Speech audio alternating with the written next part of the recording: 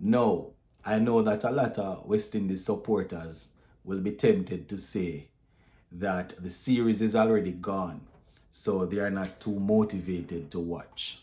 Well, what I will say is that this T20 game that I just witnessed was a whole lot of entertainment. Yes, ball striking at its best. West Indies batsmen, coming good. I mean, one could say a little too late, but at least it was good entertainment in the Saturday evening here. So I'm gonna walk you through the scorecard. Gonna give you my opinion on certain things that happened throughout the game. So just give a listening ear until the end. And please remember, if you have not yet subscribed, please consider subscribing to the channel. So England, they batted first. Finally, West Indies getting a chance to bat second. England scored 218 for 5, on a pitch that was very friendly with the batters. You understand? Ball wasn't doing too much. It was coming on to the bat, wasn't moving around or doing a lot. So the batsmen, they were comfortable out there. Now, one other thing is that when I looked at our playing 11, I realized that we went in with 5 main bowlers, not 6. So I was wondering where they would find a couple of overs from. So happened that Rastan Chase had to bowl out, and Ravman Poyle also had to chip in. You understand? So, that is how they went around it. Anyways, 218 for 5. As I said, the pitch was friendly with the batters. England once again scoring well over 50 in the power play. You understand? Making use of it, and they were very very good. They were attacking. Our bowlers, they didn't do a whole lot wrong. We saw some short balls, some wide balls, and stuff like that. But at least our batsmen showed that they batted on the same pitch that England batted on.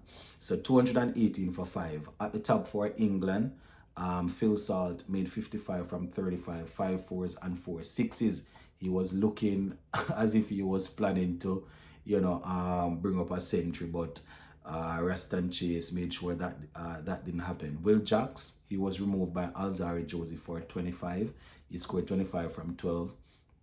Josh Butler, the captain, made 38 from 23. He had 2 fours and 3 sixes. Gudikish Moti took care of him. And Jacob Bethel, the youngster, once again showing that he is one for the present and also one for the future. He was brilliant, my people. He was brilliant. Played some very good looking shots. Scored 62 from 32, 4 fours and 5 sixes. Liam Livingstone got 4 from 6, right? And Sam Curran got 24 from 13.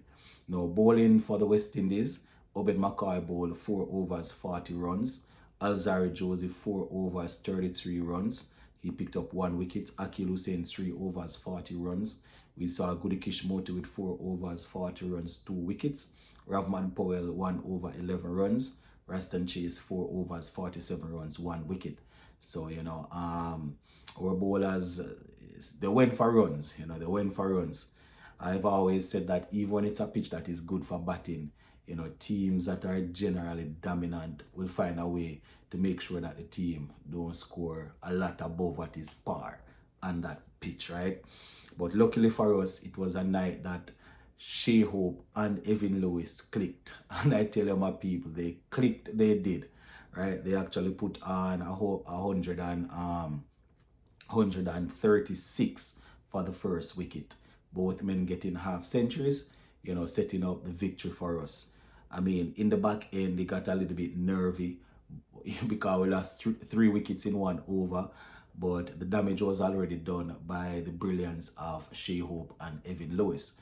Now, Hope was named the player of the match. He scored 54 from 24. Yes, 54 from 24, 7 fours and 3 sixes. Strike rate of 225. Evan Lewis scored more than Shea Hope. He got 68 from 31, 4 fours and 7 sixes. Did it at a strike rate lower than Shea Hope, though, 219.35. But some of the cleanest hitting you will be able to see. I've always said to people, when Evan Lewis is in form and batting well, there aren't a lot of bowlers in the world that can bowl to him. He hits the ball clean, right? and he looked good. Shea Hope, just a class act. Class act, my viewers and subscribers. You understand? Some of the shots that he played, they were just magnificent. You understand? Didn't do a lot of, I mean, the first over, first and the second over, we didn't do too well. I think the first over, we scored 5. Second over was actually a maiden. You know, Shea Hope was swinging after a lot of balls in the first couple of overs. Wasn't making connection, but then he quickly got into the straps and played some magnificent shots, right? Nicholas Puran, after Shea Hope got run out, Nicholas Puran went the following ball. Don't know if he was still distracted or he had it in his mind or what. You understand? I don't know if Puran made the call. Puran was on strike, played the ball back past Hope, and you know Puran took a couple of steps down the pitch. Don't know if that was just him doing a couple of steps after the shot, and Shea Hope took off blazing down the wicket, was unable to get back to the non-striker end, and was run out. But whenever the ball go behind the non-striker like that, the call has to be from the striker. That's what I'm saying. I'm not sure if Nicholas Puran actually called. But Shea Hope was run out. Nicholas Puran went the following delivery. Ahmed, getting bowled. Ravman Powell once again showing his ability. He battled well against the leg spinner. You understand? Actually doing pretty well this T20 series, He got 40 odd in one game, then this last game before today made a half century, and then today again he made 38 from 23. Actually went against Ryan Ahmed, showing that he is capable of playing the leg spin. Right, he did pretty well for us before he was removed for that 38.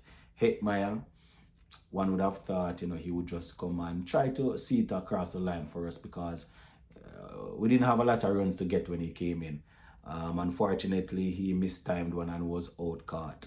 Right, he made 7. Sheffield Rutherford though, ice in his veins, getting 29 from 17, hitting consecutive sixes, 2 consecutive sixes in the penultimate over to take us across the line.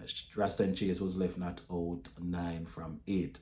Right, so 221 for 5 in 19 overs. Bowling for England, Turner bowled 4 overs for 42 runs, 1 wicket.